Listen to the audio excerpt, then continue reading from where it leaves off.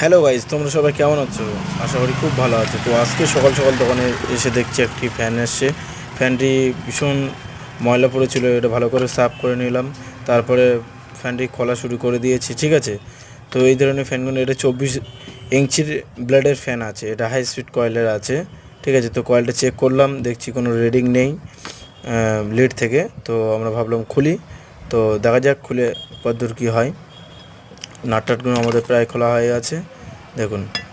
তো অলরেডি খুলে গেছে, তো একটু ঠুকে খুলে নিলাম। তো এখানে দেখা যাচ্ছে কয়েল পুরো জ্বলে গেছে, ঠিক আছে। তো এখানে একটি কাস্টমারের ভুল ছিল, কাস্টমার আমাদের কাছ থেকে ক্যাপাসিটার কিনে নিয়ে গেছিলো, কিনে নিয়ে গিয়ে লাগিয়েছিল।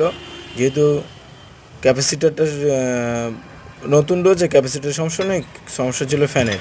তো বিয়ারিং টিয়ারিং যেন পুরো একদম জাম হয়ে গেছে, বিয়ারিং নষ্ট হয়ে গেছে, ঠিক আছে। তো আমরা এখন কাস্টমার নেই এখানে, তো আমাদের কয়েলের রেট টেটগুলো বলে দেওয়া হবে, ঠিক আছে। তো তখন আমরা কয়েলটা খুলে নিই, ওপরে বিয়ারিংটা ঠিক আছে কি দেখি আমরা।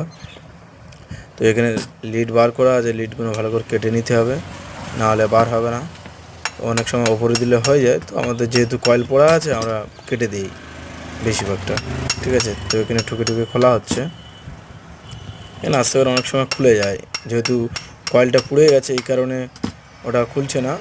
তো আস্তে আস্তে প্রেশার দিলে খুলে যাবে, ঠিক আছে। দেখুন, এটা ভোল্টেজের ক্ষেত্রে এই ফ্যানগুলো কয়েলগুলো পুড়ে যায়, ঠিক আছে।